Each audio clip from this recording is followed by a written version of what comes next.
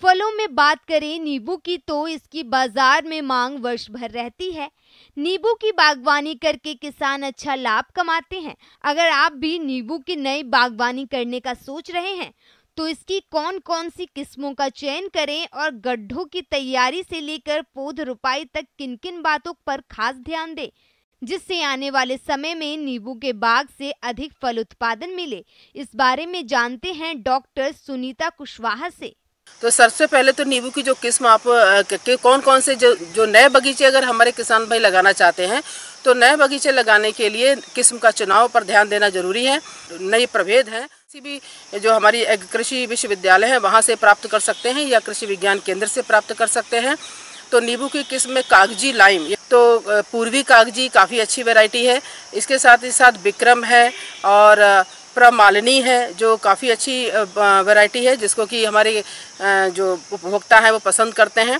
और साथ ही साथ सिलेक्शन 49 है। और एक नींबू ऐसा होता है सीडलेस लेमन जिसको कि कहते हैं, इसमें बीज नहीं होता है और ये भी काफ़ी हाई डिमांड पर बाज़ार में बिकता है। आप बगीचा लगाने के लिए गड्ढे की खुदाई कर दें। जिस हमारे किसान भाई जो खेत में नींबू लगाएंगे उसमें जो गड्ढे का लंबाई, चौड़ाई और ऊंचाई यानी कि गहराई वो 60 × 60 × 60 सेंटीमीटर रखना है।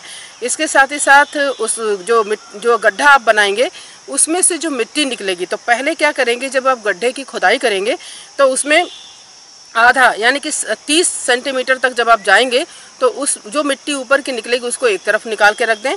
उसके बाद जो अगला 30 सेंटीमीटर की खुदाई करेंगे उस मिट्टी को निकाल कर दूसरी तरफ रख दें।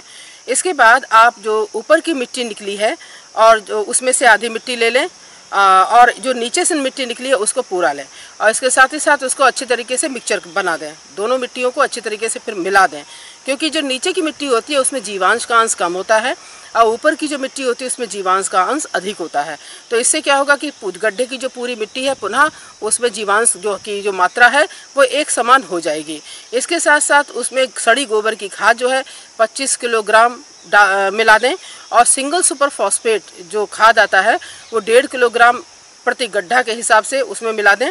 और इसके साथ ही साथ बाज़ार में नीम का केक मिलता है, नीम की खल्ली मिलती है जिसको कि 2 किलोग्राम प्रति गड्ढा की दर से, और एक कीटनाशक जो कि फिप्रोनिल के नाम से बाज़ार में उपलब्ध है, ये 50 ग्राम प्रति गड्ढा की दर से इतना मिक्सचर को अच्छी तरीके से मिला दीजिए। फिर पुनः उस गड्ढे को वापस भर दीजिए, उसी मिट्टी से पूरा अच्छी तरीके से भर दीजिए और उसको लगभग 10-15 दिन ऐसे ही छोड़ दीजिए।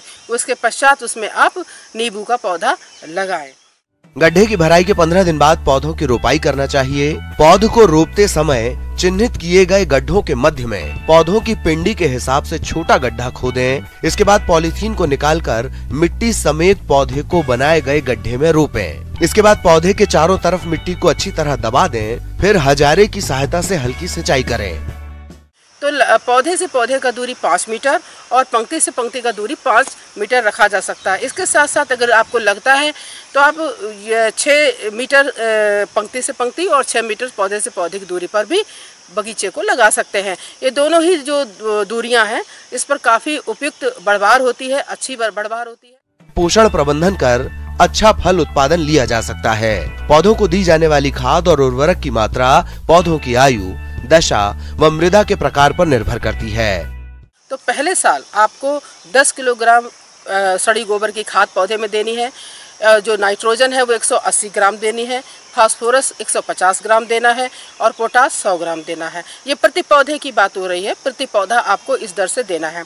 इसके बाद हर वर्ष यानी कि दूसरे, तीसरे, चौथे और 5वें साल तक इस जो खाद की मात्रा मैंने अभी बताई इसकी मात्रा को प्रतिवर्ष दुगना करते जाना है। यानी कि द्वितीय वर्ष में जो सड़ी गोबर की खाद है वो 20 किलोग्राम हो जाएगी प्रति पौधा, नाइट्रोजन 360 किलोग्राम प्रति पौधा, फास्फोरस 300 ग्राम प्रति पौधा और इसके साथ ही साथ पोटास 200 ग्राम प्रति पौधा, और ये मात्रा हर वर्ष दुगनी होती चली जाएगी और 5 वर्ष तक लगातार आप पौधे में ये खाद की मात्रा इस दर से देते रहें। इसके पश्चात जो है खाद की मात्रा में परिवर्तन हो जाएगा। तो 5 साल तक आपको पौधे की ज़्यादा ध्यान देना है क्योंकि यही उसकी वृद्धि का मुख्य समय होता है। खाद देने का जो मुख्य समय है वो मार्च अप्रैल है, उचित समय होता है। मार्च अप्रैल में क्योंकि नए कल्ले आते हैं और उस वक्त जो पौधा होता है उसमें अंदर उसके जो आंतरिक जैविक क्रियाएं होती हैं वो काफ़ी तेज़ी से हो रही होती हैं, तो जो हम खाद देते हैं वो अच्छी तरीके से पौधे को प्राप्त हो जाती है। बीमारियां जो देखी गई हैं मुख्य रूप से जब आप बगीचा लगाएंगे तो ऐसी स्थिति में हमारे किसान भाई बर्डॉक्स मिक्सचर आता है जिसको 1:1:10 के अनुपात में तने पर लेप बनाकर लगा देंगे।